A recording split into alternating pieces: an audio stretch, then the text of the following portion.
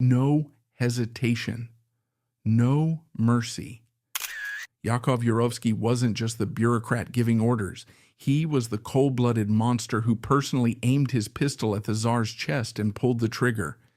Inside that suffocating basement, he and his men revealed their true nature, not soldiers, but predators.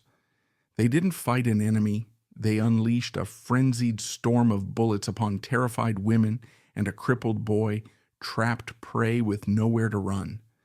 This wasn't an execution. It was a cowardly slaughter. And the ultimate price these butchers paid wasn't their lives, but the eternal revulsion of humanity, a curse that has stained their names for all of history. The heat in Ekaterinburg during the summer of 1918 was not merely a meteorological phenomenon. It was a physical weight, a suffocating blanket of dust and humidity that pressed against the whitewashed glass of the Ipatiev House. The windows had been painted over with lime, creating a perpetual milky twilight inside, a blindness imposed upon the residents to sever them from the world they once ruled. Inside this merchant's mansion, the air was stagnant, smelling faintly of boiled cabbage, damp wool, and the distinct metallic tang of fear. It was July 4th, a date that meant nothing to the prisoners yet, but marked a seismic shift in the architecture of their captivity. The lax, drunken disorder of the previous commandant, Avdiv, was swept away. In his place walked a man who did not shout, did not drink with the guards, and did not accept the erratic nature of chaos. Yakov Mikhailovich Yurovsky ascended the steps of the House of Special Purpose not as a jailer, but as a mechanic arriving to fix a broken engine. Yurovsky's arrival was marked by a sudden, jarring silence. The noise of the guards, the coarse jokes, the singing, the drunken pilfering of the Tsar's belongings ceased abruptly. He moved through the house with a quiet economy of motion, his boots making sharp rhythmic contacts with the floorboards. He was a man of medium height, with a neat beard and eyes that possessed a penetrating observational quality, like a lens focusing on a flaw. He was a watchmaker by trade, a man whose entire professional life had been dedicated to the pursuit of precision, to the synchronization of gears and springs. He looked at the Romanov family, Nicholas, Alexandra, the 4 daughters, and the invalid boy, and he did not see monarchs divinely appointed by God. He saw loose components. He saw liabilities. He saw a historical error that required correction. The immediate change was administrative, yet it felt violent in its strictness. Yurovsky demanded an inspection of the jewelry. He sat at a table producing a pen and a ledger, his movements precise and deliberate. He requested the family hand over their valuables. It was a test of submission. Nicholas, a man who had commanded an empire covering 1/6 of the land surface of the earth, now stood before this photographer watchmaker and argued over gold bracelets and tiaras. Yurovsky recorded each item with the dispassionate scratching of his pen. He was creating an inventory of the dead while they were still breathing. This was the terror of the Red Era. It was not always a scream in the night, but often the scratching of a pen on paper, the bureaucratic processing of human life into lists and categories. Outside the stifling confines of the house, the map of Russia was bleeding. The civil war was not going well for the Bolsheviks in the Urals. The Czechoslovak Legion and the White Army were advancing, cutting through the red defenses like a knife through rotten fabric. The artillery fire could sometimes be heard in the distance, a low rumble that sounded like thunder but brought no rain. For the Ural Soviet, the local Bolshevik government, the approaching liberators posed a catastrophic problem. If the Whites took Ekaterinburg and found the Tsar alive, Nicholas would become a rallying point, a living banner for the counter-revolution. The extensive archives of the time, particularly the memoirs of Bolshevik officials, suggest a rising panic among the leadership. They were not afraid of the battle. They were afraid of the symbol. A dead czar was a martyr, perhaps, but a living czar was a weapon. Yurovsky understood this urgency, but he did not display panic. He absorbed the anxiety of his superiors and converted it into logistical preparation. He replaced the internal guards with men he trusted, mostly Latvians, a term the locals used for any foreigner, though many were Hungarian prisoners of war or dedicated Chekists. These men did not fraternize with the Grand Duchesses. They did not smile at the Tsarevich. They were silent tools, extensions of Yurovsky's own will. The atmosphere in the house shifted from a chaotic house arrest to a death row. The nuns who had previously brought eggs and milk were turned away or treated with cold suspicion. The connection to the outside world was severed completely. The Tsar, Nicholas II, remained bafflingly calm, a trait that had defined his disastrous reign. He recorded in his diary the weather, the temperature, the card games he played with his daughters. He noted Yurovsky's arrival, describing him as a man they liked initially because he was decided and stopped the theft of their property. It is a profound historical irony that the man Nicholas appreciated for his efficiency was the man sent to ensure his annihilation. Nicholas saw a strict station master. He did not realize he was looking at his executioner. This blindness was shared by the Empress Alexandra, who spent her days in prayer, convinced that the Russian people still loved them, that salvation would come from a miracle or a loyal regiment. She sat in her wheelchair, broken by sciatica and anxiety, unaware that the meticulous man checking the window latches was mentally measuring the width of the basement doors. The question that haunts this moment in history is not just one of politics, but of moral agency. Was Yurovsky a monster? To dismiss him as a simple sadist is to misunderstand the nature of the Red Terror. A sadist enjoys the pain. Yurovsky was indifferent to it. His background as a Lutheran convert and a self-made man in Siberia had forged a personality that valued survival and adaptation. But his conversion to Bolshevism gave him something more dangerous, a sense of absolute righteousness. He believed that the old world was a rotting carcass that had to be burned away to build the new world. The Romanovs were not people to him. They were the embodiment of centuries of oppression, serfdom, and suffering. Killing them was not murder in his eyes. It was a necessary sanitation operation.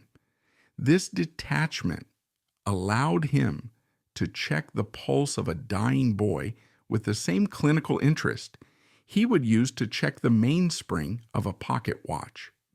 By July 14th, the tension in the house had become physical. A priest, Father Storojev, was allowed to conduct a service for the family. It was a Sunday. The liturgy proceeded as usual until the prayer at rest with the saints.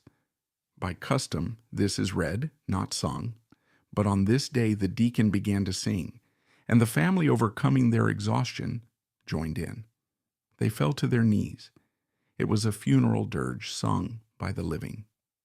Yurovsky stood in the corner watching. He did not interrupt. He observed the emotion, the tears of the Grand Duchesses, the frailty of the air.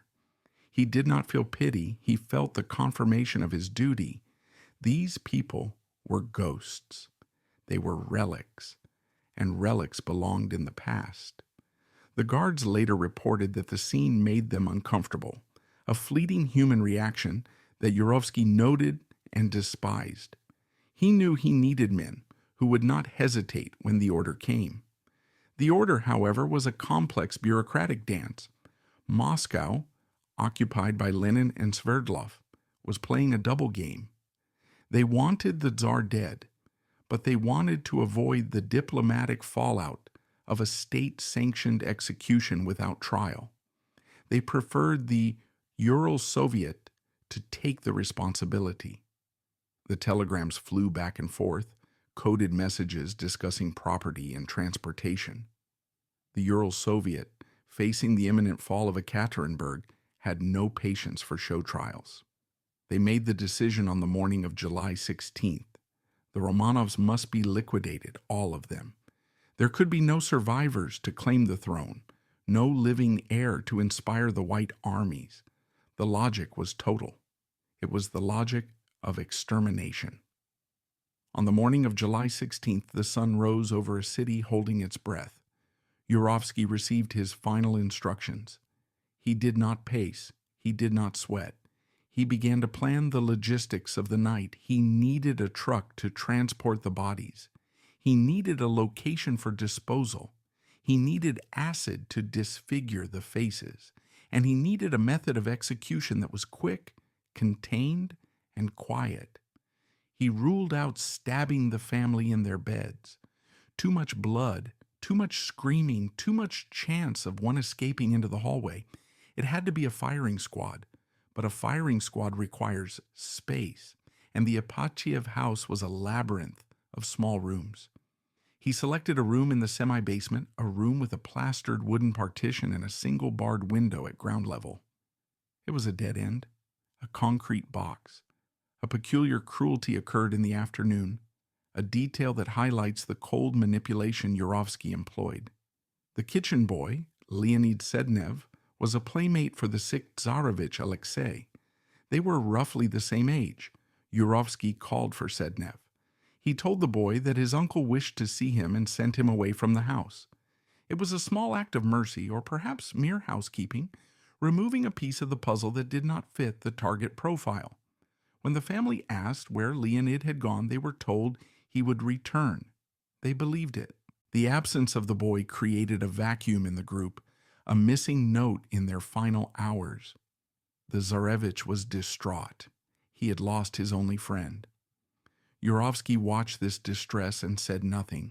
He knew that by the time the boy's absence was truly felt, it would no longer matter. As evening fell, the house settled into a deceptive quiet.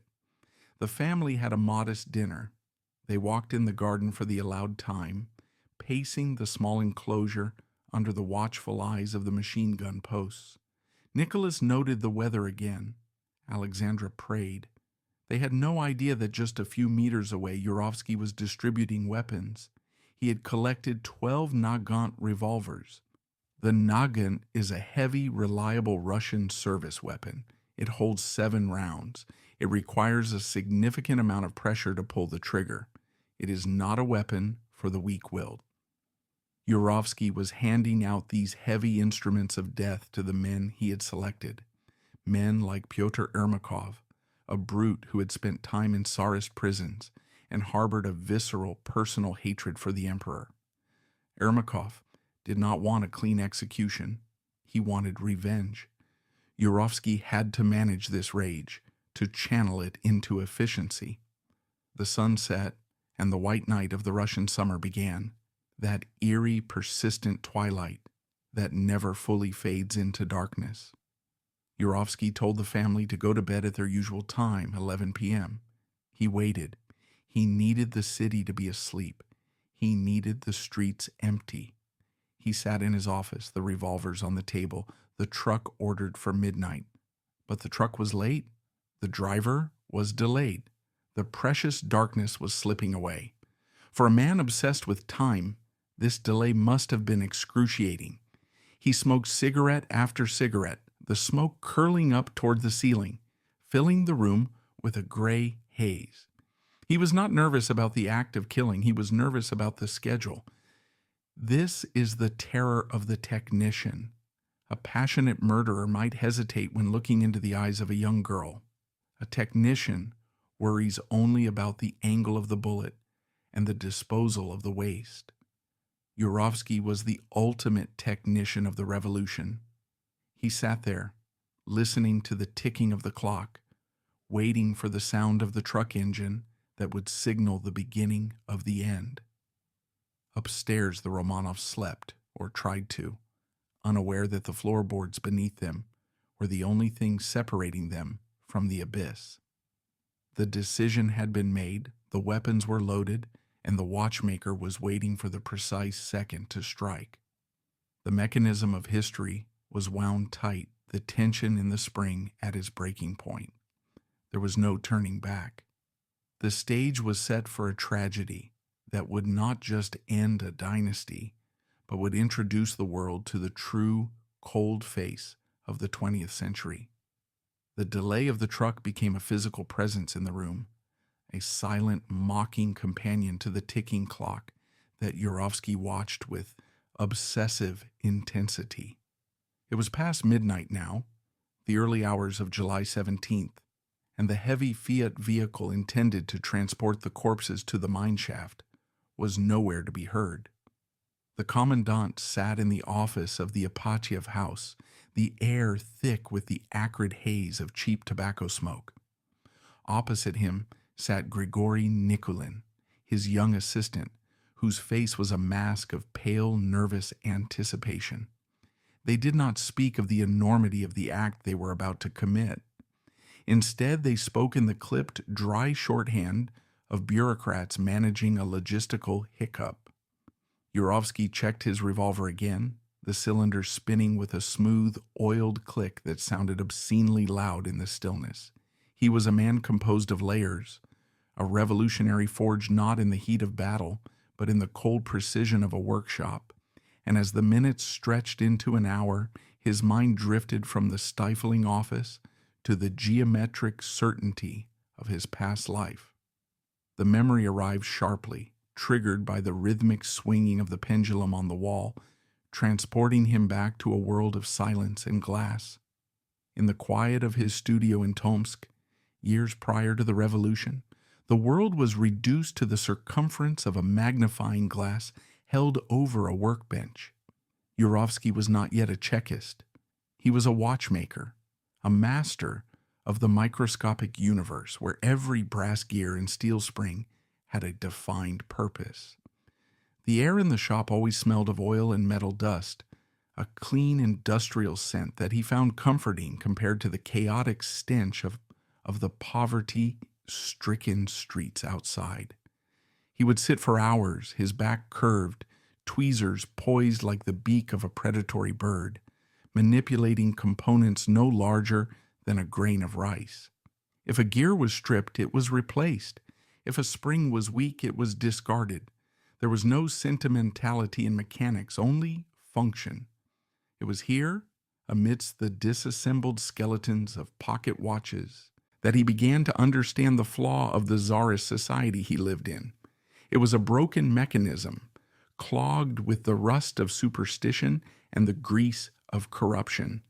He saw the Romanovs not as divine rulers, but as a faulty mainspring that kept the rest of the machine from keeping true time. To fix the watch, one did not pray to the gear. One removed it. This philosophy of surgical removal became the bedrock of his soul, a cold, rational justification that would eventually lead him from the repair bench to the executioner's cellar. The sound of a heavy engine grinding gears in the distance snapped the timeline back to the present. The truck had arrived. It was nearly 1:30 a.m. The waiting was over. The mechanism was now in motion. Yurovsky stood up, smoothing his tunic, his movements shedding the lethargy of the weight. He signaled to Nikulin. It was time to wake the family. This was the most delicate phase of the operation, the moment where the technician had to wear the mask of the protector. He walked up the stairs to the second floor, his boots quiet on the floorboards, preparing the lie that would shepherd 11 people to their deaths without a scream. He knocked on the door of Dr. Eugene Botkin, the former court physician.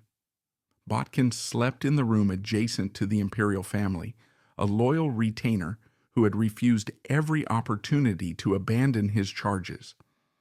When the doctor opened the door, sleep rumpled and confused, Yurovsky kept his voice low and urgent, pitched perfectly to induce compliance rather than panic. He informed Botkin that there was unrest in the town, a plausible lie given the distant artillery fire of the approaching White Army, and that the Ural Soviet had ordered the family to be moved to the basement for their own safety. He watched Botkin's face carefully. The doctor was a man of intelligence, but he was also a man exhausted by months of captivity and worry. He absorbed the lie, his concern immediately pivoting to the invalid Tsarevich. Yurovsky waited, his face a slate of professional concern, as Botkin went to wake the Romanovs. The next 30 minutes were an exercise in surreal domesticity.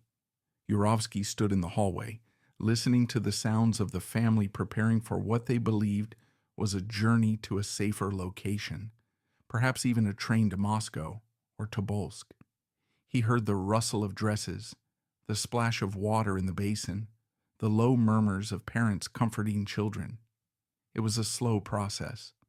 The Grand Duchesses, Olga, Tatiana, Maria, and Anastasia, took time to dress, putting on their heavy coats despite the summer heat. Yurovsky knew why, though he said nothing. They were concealing the jewels sewn into their undergarments, carrying the family fortune on their bodies. He checked his watch again. 2 a.m. The delay was irritating, but he allowed it. To rush them now would be to invite suspicion. He needed them calm. He needed them compliant. He needed them to walk into the grave willingly. When the door finally opened, the procession that emerged was a tableau of fallen grandeur. Nicholas appeared first, carrying Alexei in his arms. The boy was frail, his leg ankylosed from a recent hemophilia attack, unable to walk. The Tsar, dressed in a simple military tunic, looked older than his 50 years, his beard graying, his eyes weary but resigned. He carried his son with a tenderness that clashed violently with the violence waiting downstairs. Behind them came Alexandra, walking with difficulty. Her breathing labored.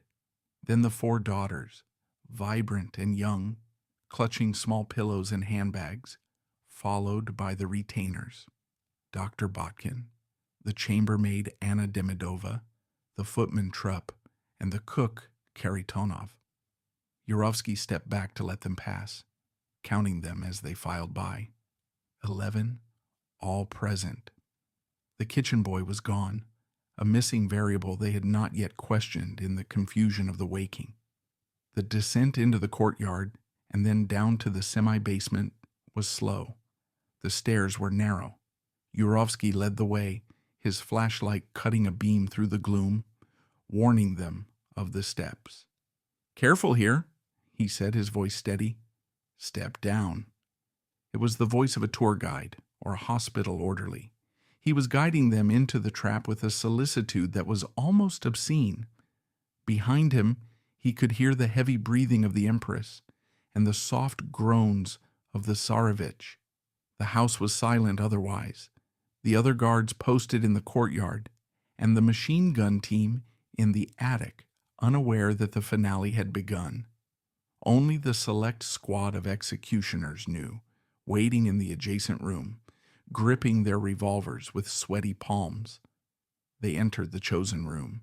It was a bleak, empty space, roughly 6 by 5 meters, with a vaulted ceiling and a single semicircular window protected by iron bars. The walls were plastered wood, painted a sickly yellow, now peeling in the dampness. There was no furniture. The emptiness of the room seemed to confuse the Empress. She stopped, looking around with a mixture of haughtiness and frailty. "What? There are no chairs? May we not sit?" she asked, her voice echoing slightly in the hollow space. It was a complaint of protocol, a ghost of the etiquette that had governed her entire life. Even in a basement in the Urals, she expected the basic courtesies due to her station. Yurovsky nodded, playing the role of the accommodating host to the very end. "I will have them brought," he said. He turned and signaled to a guard. 2 chairs were brought in, one for Alexandra, one for Alexei. The Empress sat down near the wall, smoothing her skirt. Nicholas gently placed Alexei on the second chair, then stood in front of him, shielding his son with his body. The Grand Duchesses and the servants arranged themselves in a second row behind them, standing against the wall. They held their pillows, looking at Yurovsky, waiting for the instructions on where the vehicles were, where they were going. They looked like a family posing for a photograph, a grotesque mimicry of the portraits that used to hang in every government office in Russia. Yurovsky stepped out of the room for a moment to gather the squad. In the hallway, the tension was palpable. Pyotr Ermakov was there, smelling of alcohol, his eyes burning with a savage anticipation. Unlike Yurovsky, who viewed this as a task, Ermakov viewed it as a feast. He wanted blood. He had been bragging for days that he would be the one to end the Romanov line. Yurovsky looked at him with cold disdain. He needed Ermakov's brutality, but he despised his lack of discipline. "No shooting until I give the order," Yurovsky hissed, his voice a razor wire. "And aim for the heart. We need this over quickly. No mess." He looked at the other men, some locals, some the Latvians he trusted. They were pale. The reality of killing women and children, even royal ones, was different from firing at soldiers on a battlefield. The abstract hatred of the monarchy was about to collide with the physical reality of human slaughter. Yurovsky led the squad back into the room. The 12 men crowded into the doorway, filling the small space with the smell of leather, gun oil, and unwashed bodies. The Romanovs looked up, startled by the sudden intrusion of so many armed men. Nicholas turned to Yurovsky, his brow furrowed, perhaps finally sensing that the transportation was a lie. The air in the room grew instantly heavy, sucked dry of oxygen. Yurovsky stepped forward, positioning himself directly in front of the Tsar. He did not draw his weapon yet. He reached into his pocket and pulled out a folded piece of paper.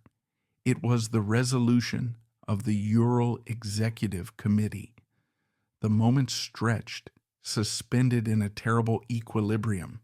On one side, the last autocrat of Russia, standing protectively over his sick son, surrounded by his family. On the other, the Siberian watchmaker, the representative of the new merciless order.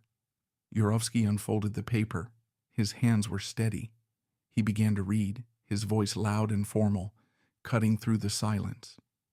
"In view of the fact that your relatives continue their offensive against Soviet Russia, the Ural Executive Committee has decided to execute you." The words hung in the air, incomprehensible. The sentence was too abrupt, too final to be processed. Nicholas turned his body fully towards Yurovsky. The confusion on his face was absolute. He had expected a truck, a train, exile. He had not expected a death sentence read in a basement. "What?" he stammered, his voice rising in disbelief. "What?" He turned back to look at his family, as if seeking translation, then turned back to Yurovsky.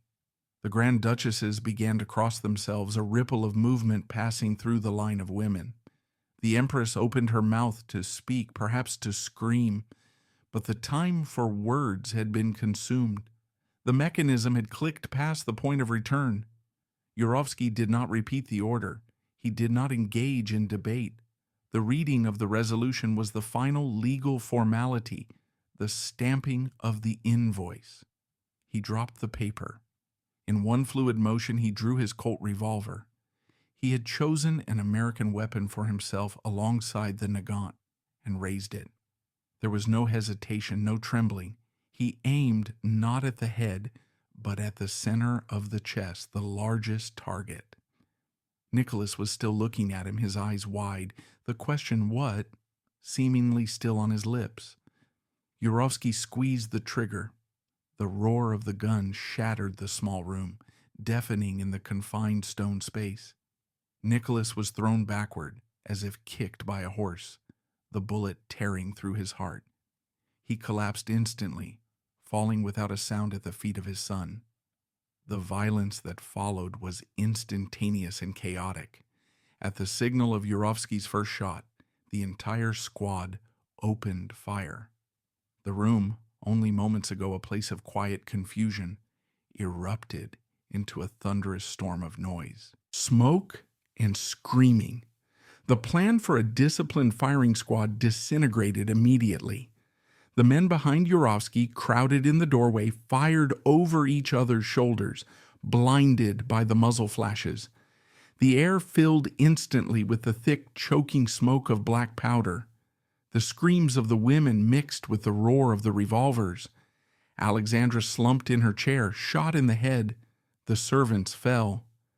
But amidst the smoke, something impossible was happening. The bullets seemed to be bouncing. Yurovsky, peering through the haze, saw the Grand Duchesses still moving.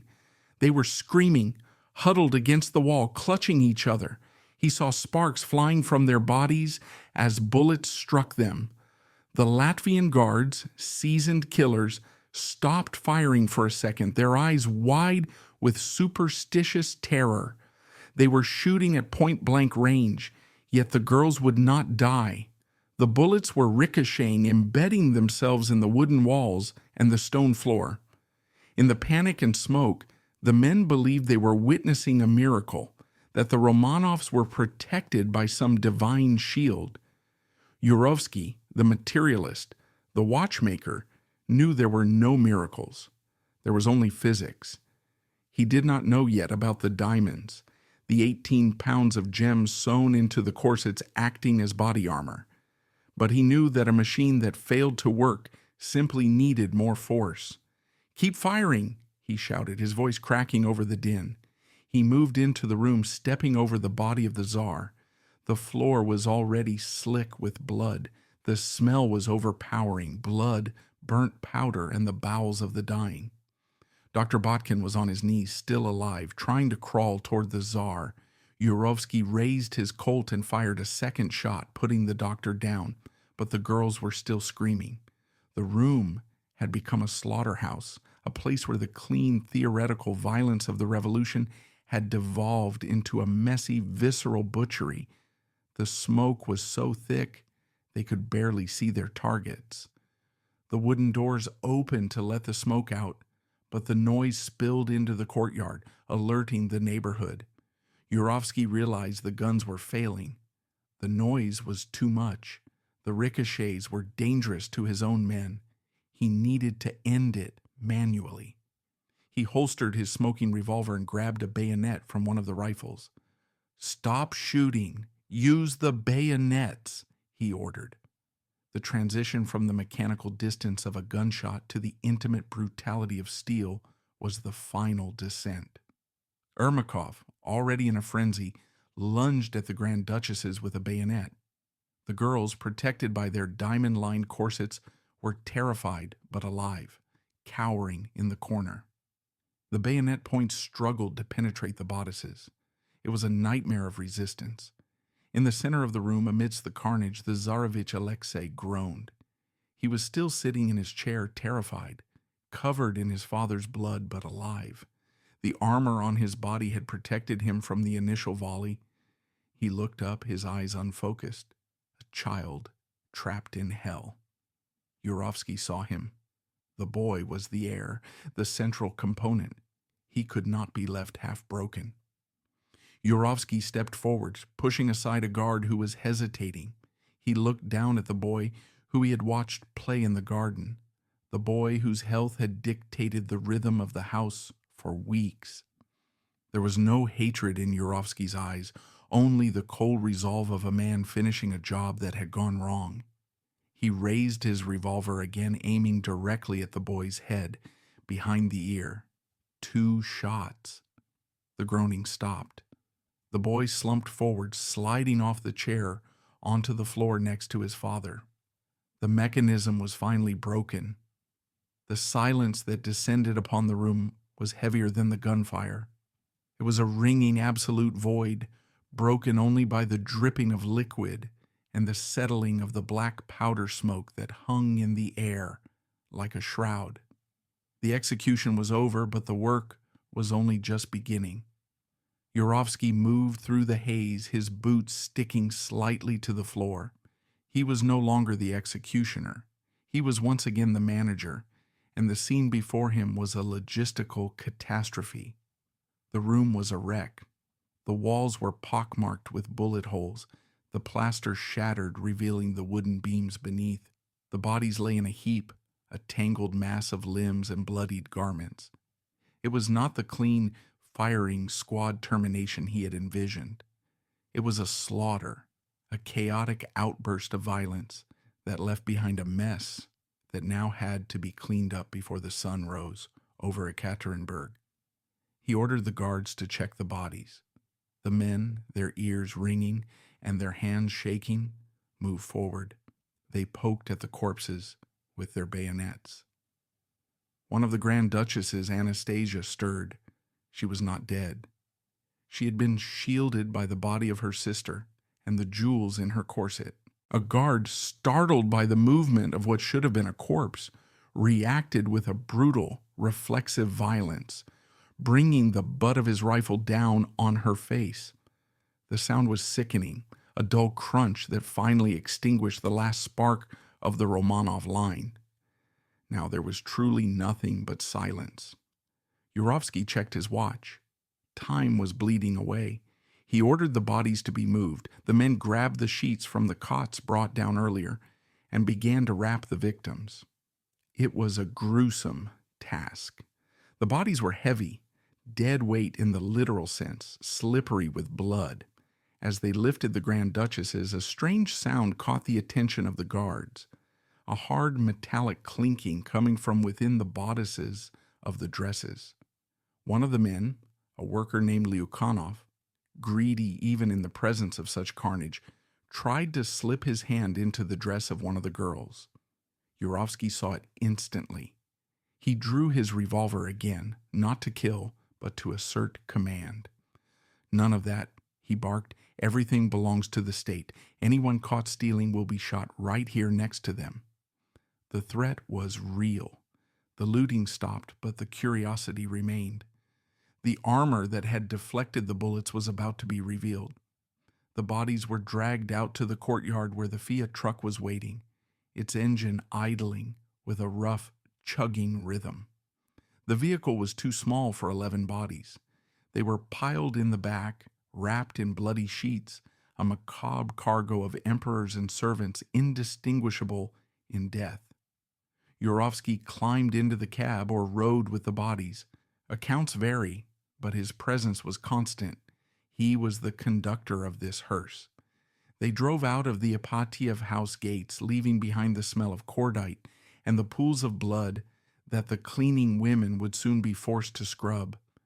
The city was asleep, indifferent to the fact that the era of the czars was being trucked through its streets to a muddy grave. The journey to the Koptyaki forest was a nightmare of mechanics and terrain. The roads were little more than dirt tracks turned into quagmires by recent rains. The truck, heavy with its grisly load, groaned and skidded. At one point, it bogged down completely in the mud. The guards had to get out and push, their boots sinking into the slime, cursing the darkness, the mud, and the dead. Yurovsky paced, furious. Every minute wasted was a minute closer to dawn, to discovery. He was a man fighting friction itself. The efficiency he prized was being mocked by the Russian landscape. They finally arrived at the Four Brothers Mine, a derelict site chosen by Ermakov. It was dawn. The birds were singing, a perverse counterpoint to the activity at the pit's edge. Here, Yurovsky ordered the final stripping of the bodies. It was necessary for two reasons: to prevent identification and to recover the Romanov treasure. As the men cut open the corsets of the Grand Duchesses, pearls and diamonds cascaded out onto the grass. There were kilograms of them, amulets, necklaces, loose stones sewn into the lining. The miracle was exposed as geology. These girls had been carrying 18 pounds of diamonds, intended to buy their freedom in exile. Instead, the stones had acted as a shield that prolonged their agony and now served as payment for the men who killed them. Yurovsky collected the jewels in a bag, noting the inventory in his mind. Even here, covered in mud and blood, he was the accountant. The disposal at Four Brothers was a failure. The shaft was too shallow. The ground was frozen just beneath the surface. They threw the bodies in, but the water in the mine only covered them partially. It was a temporary solution, a panic-induced error. Yurovsky knew it. He left guards at the site and returned to Ekaterinburg, exhausted, eyes red-rimmed, to report to the Ural Soviet. He told them the location was no good. The bodies had to be moved. If the White Army found them, they would find relics, they would find martyrs. The bodies had to disappear completely. The next 24 hours were a blur of frenzied activity. Yurovsky slept little, if at all. He was consuming caffeine and adrenaline, driven by the fear of failure. He secured more trucks, but more importantly, he secured chemistry. He requisitioned 170 liters of sulfuric acid and drums of gasoline. He was no longer just a killer. He was becoming an eraser. He understood that you cannot just kill a czar. You must unmake him. You must reduce him to elements that cannot be worshipped. On the night of July 18th, the bodies were hauled out of the mine shaft. They were decomposing now, the smell atrocious. The truck set off again, heading for deeper woods, but again the machinery failed. The truck got stuck in a muddy hollow known as Porosenkov Log. The vehicle was buried to its axles. Yurovsky looked at the brightening sky. It was almost morning. They could go no further. This ditch in the road would have to be the end of the Romanov dynasty. This is the scene where the cold bureaucratic mind met the visceral reality of destruction. Under the flickering light of torches and the gray dawn, Yurovsky ordered a large bonfire to be built. Two of the bodies, the Tsarevich Alexei and one of the girls, likely Maria, were separated from the rest. Yurovsky wanted to confuse future searchers. If the count was wrong, the mystery would remain. These two bodies were not just buried. They were annihilated. The wood crackled and popped, the flames rising high into the damp air, licking at the flesh of the heir to the throne. The smell of burning meat mixed with the sharp, stinging scent of the acid that was being poured over the other bodies in the pit. The acid hissed as it hit the skin, boiling away the features, dissolving the faces that had once graced postage stamps and coins. The smoke was black and oily, drifting up into the birch trees, carrying the last physical traces of the Imperial Family into the atmosphere. Yurovsky watched the fire, his face illuminated by the orange glow, impassive. He was checking the depth of the pit, calculating the volume of earth needed to cover the rest. He was not conducting a ritual. He was managing waste disposal. The remaining 9 bodies were thrown into the muddy pit beneath the road. Yurovsky ordered railroad ties, sleepers, to be placed over the grave. The truck drove back and forth over the ties, pressing them into the mud, obliterating the disturbance in the earth. By the time the sun was fully up, there was nothing but a muddy track in a nondescript forest. No cross, no marker, no grave, just a patch of bad road that travelers would curse for its bumpiness, never knowing they were driving over the rib cage of the emperor. Yurovsky returned to Ekaterinburg, a ghost of a man. He had not slept in 3 days. He was covered in mud, soot, and the invisible stain of the act. He went to the telegraph office. The message sent to Moscow was a masterpiece of Bolshevik obfuscation. It stated that the family had been evacuated to a safe place, but that Nicholas the Bloody had been executed. The lie was born. For years, the Soviet government would deny the death of the family, playing a cruel diplomatic game with the crowned heads of Europe, trading on the hope that the children were still alive. Yurovsky knew the truth. He had the inventory of the diamonds. He had the memory of the acid hissing in the pit.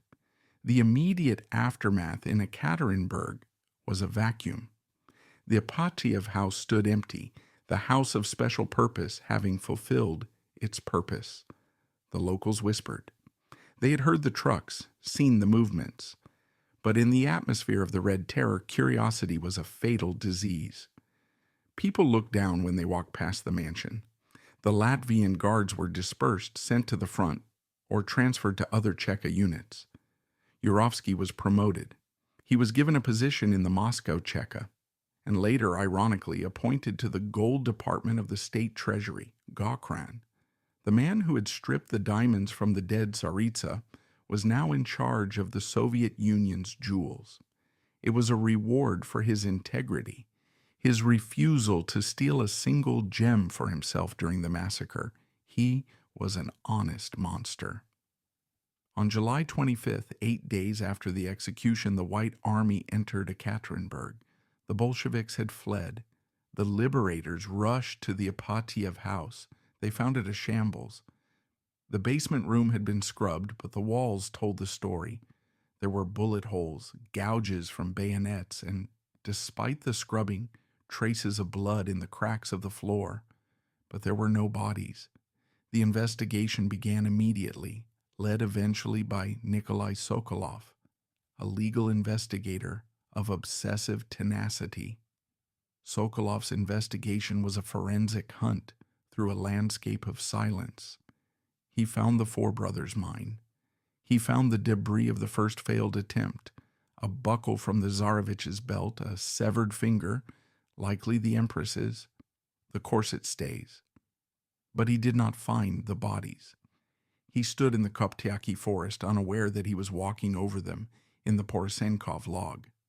He concluded that the bodies had been completely destroyed by acid and fire, that they had been vaporized into ash. This conclusion, while factually incorrect regarding the 9 bodies under the road, served a mythic purpose. It created the idea of the martyrdom without the physical reality of the corpses. It allowed the Romanovs to become ghosts, haunting the Soviet conscience for 70 years. Yurovsky, meanwhile, moved into the shadows of the new Soviet bureaucracy. He did not boast of his deed in public taverns. He wrote a report. The Yurovsky Note, written in 1920, is a chilling document. It is not a confession. It is an after-action report. He details the weapon jams, the logistics of the truck, the quality of the acid. He complains about the incompetence of his subordinates. There is no remorse. There is no reflection on the morality of shooting a sick child. To Yurovsky, the execution was a difficult job, poorly resourced, which he managed to pull off through sheer force of will. He viewed himself not as the villain of a tragedy, but as the unsung hero of a difficult sanitation project. The terror of the Red Era was defined not by the heat of its anger, but by the coldness of its logic. Yurovsky exemplified this. He was the prototype of the Soviet functionary, the man who could sign a death warrant and then worry about the proper filing of the carbon copy. As the Civil War raged on, consuming millions of lives, the murder in the basement of the Ipatiev House became a template. It proved that no one was untouchable. It proved that the old morality, the morality of sanctity and divine right, was dead. It had been shot in a basement and dissolved in acid. The silence that Yurovsky imposed on the Romanovs spread to the entire nation. To speak of them was dangerous. To mourn them was treason. The Ipatiev House became a museum of the revolution for a time, then a storage depot. But it was always a scar on the city. Yurovsky lived on, his stomach ulcer growing worse, a physical manifestation, perhaps, of the acid he had poured, or merely the stress of a life lived in the machinery of terror. He died in 1938 in the Kremlin hospital, spared the purges that killed many of his Chekist colleagues. He died in bed, a final injustice in a story defined by them. He left behind a legacy of silence, a hidden grave, and a report filed in a dusty archive, the final invoice of a paid debt to history. The mechanism of the massacre did not stop with the burying of the bones. It merely shifted gears from the physical destruction of bodies to the systematic destruction of truth. In the weeks and months following the night of July 17th, the Bolshevik leadership in Moscow engaged in a diplomatic theater of grotesque proportions. While Yurovsky was washing the clay of the Koptyaki forest from his boots, Vladimir Lenin and Yakov Sverdlov were constructing a wall of silence that would baffle the world for decades. They officially announced the execution of Nicholas II, claiming it was a necessary act of local justice to prevent his rescue by the White Army. However, regarding the Empress and the 5 children, they lied. They lied with a cold strategic calculation that turned human lives into currency. The official Soviet line was that the wife and children had been sent to a safe place. This falsehood was not a momentary panic. It was state policy. It allowed the Bolsheviks to dangle the safety of the German-born empress as leverage in negotiations with Kaiser Wilhelm's Germany, using the ghosts of the people they had already dissolved in acid as bargaining chips in the closing days of World War I. This deception created a vacuum in history, a dark space where hope and fantasy could fester. Because there were no bodies, no public funeral, and no undeniable proof of death, the world refused to believe the worst. The lack of corpses, a direct result of Yurovsky's fanatical thoroughness in the Porosenkov Log, inadvertently birthed the phenomenon of the survival myth. Impostors began to emerge from the shadows of post-war Europe, claiming to be the lost Grand Duchesses or the Tsarevich. The most famous, Anna Anderson, captivated the world's imagination, her scars and erratic behavior seemingly mirroring the trauma of a massacre survivor. Yurovsky, watching from his bureaucratic desk in Moscow, must have viewed these stories with a cynical amusement. He knew the physics of the cellar. He knew the volume of acid used. He knew that the only thing remaining of the Romanov children was the ash and the mud packed down by railroad ties. Yet he could not speak. The discipline of the party required his silence. He had to watch as the world romanticized the victims he had slaughtered, unable to correct the record without incriminating the state in the murder of children. The Ipatiev House itself underwent a transformation, as schizophrenic as the Soviet soul. In the years immediately following the revolution, it became a grim tourist attraction. Communist faithful would tour the last palace of the last Tsar, walking up the same stairs the family had descended, staring at the bullet-pocked wall in the basement. It was a museum of the Red Terror, intended to show the triumph of the proletariat. But the Soviet leadership soon realized that the house was becoming a shrine, not for the victors, but for the vanquished. Mourners would leave flowers near the fence in the dead of night. The blood-stained floorboards whispered of martyrdom, not revolution. The house was closed, its windows boarded up once again, becoming a silent, brooding presence in the center of Sverdlovsk, as Ekaterinburg was renamed. It stood there for decades, a massive stone paperweight sitting on top of a suppressed history, housing various government offices, its basement used for storing archives, the very air inside thick with the dust of unacknowledged crimes. The executioners themselves drifted into various states of decay. While Yurovsky died in his bed, maintaining his composure to the end, others were not so insulated by cold rationality. Pyotr Ermakov, the brutal commissar who had bayoneted the Grand Duchesses, spent his later years as a drunkard. He became a familiar, pathetic figure in the local beer halls of Sverdlovsk, boasting to anyone who would listen about how he had personally killed the Tsar. He would recount the gore, the screams, the power he felt in that moment, seeking validation from a generation that was trying to forget. The Soviet authorities tolerated him as a relic, a useful but embarrassing uncle. He was never purged, but he was never truly honored either. He died in 1952, a man consumed by the violence he had unleashed, his only claim to significance being the blood on his hands. His grave in Ekaterinburg became a place where vandals would periodically pour red paint, a visceral judgment that outlived the man himself. By the 1970s, the silence was approaching a breaking point. The Soviet Union was stagnant, a gray monolith of censorship and repression, but the memory of the Romanovs persisted like a persistent ache in the national consciousness. The Ipatiev House had become a liability. It attracted too much attention from foreign visitors and curious locals. In 1977, the order came from Moscow, signed by the head of the KGB, Yuri Andropov: destroy the house. The task fell to the local party boss, a rising figure named Boris Yeltsin. In a supreme irony of history, the man who would later become the first president of a democratic Russia and bury the Tsar's bones was the same man ordered to bulldoze the execution site.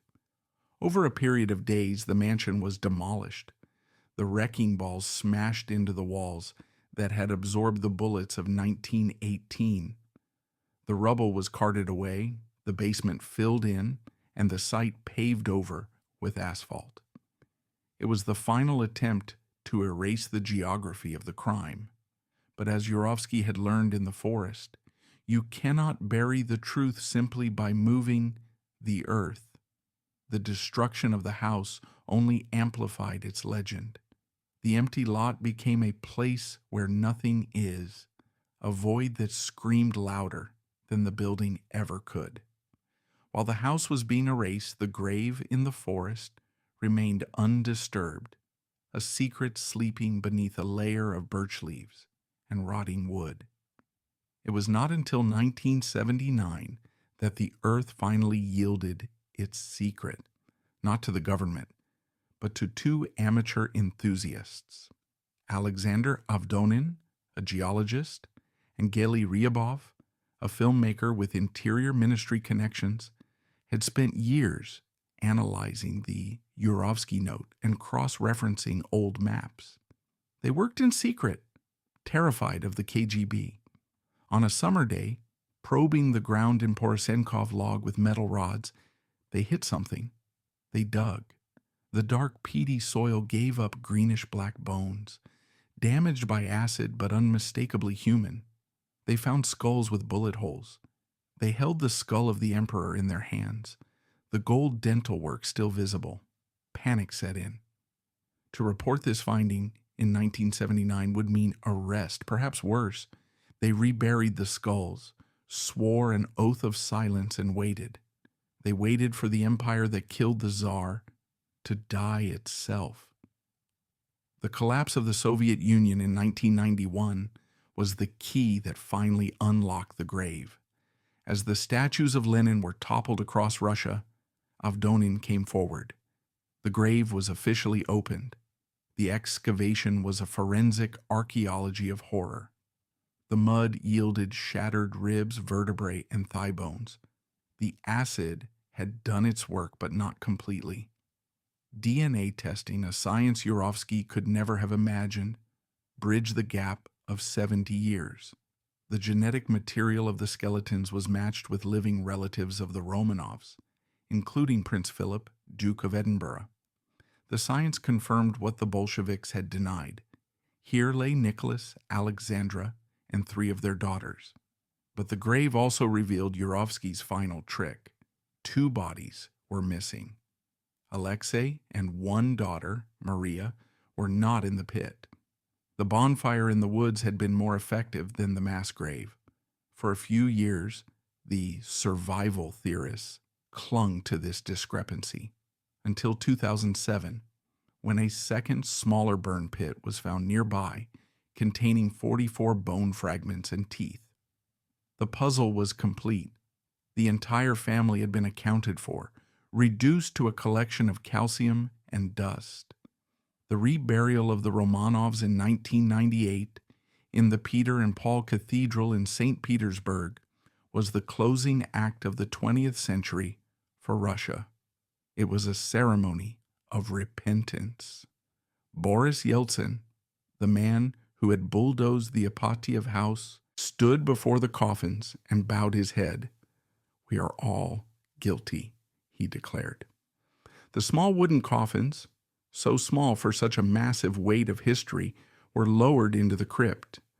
The Russian Orthodox Church canonized the family as passion bearers, saints who faced death with Christian resignation. The transformation was absolute. The bloody Nicholas of Bolshevik propaganda had become St. Nicholas the Martyr.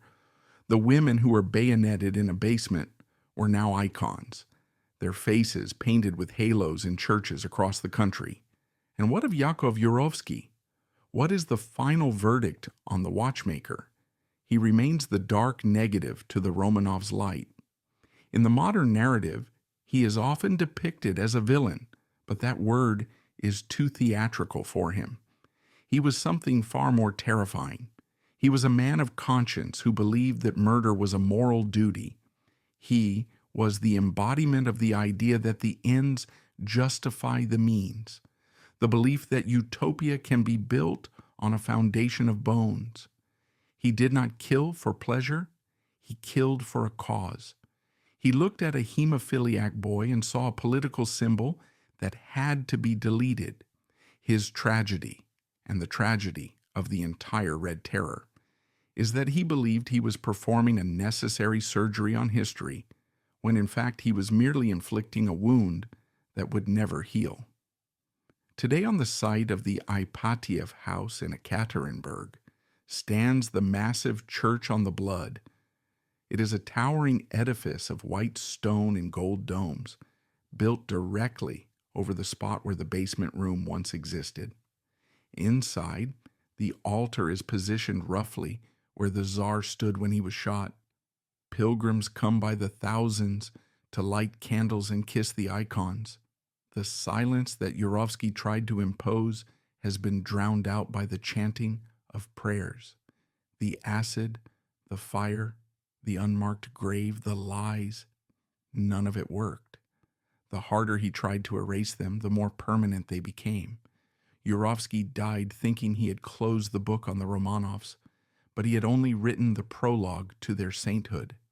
He remains trapped in history as the eternal executioner, the man whose precise mechanical hands could dismantle a watch, but could not dismantle the soul of a nation.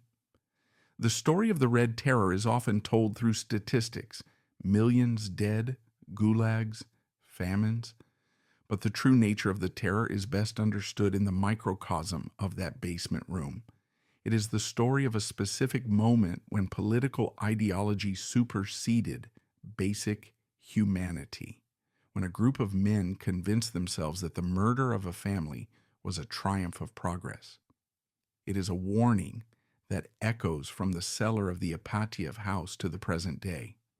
When we reduce human beings to symbols, to categories, to liabilities, we open the door to the abyss. Yakov Yurovsky opened that door on a humid night in July 1918, and the cold draft from that darkness is still felt whenever we look into the face of absolute bureaucratic cruelty.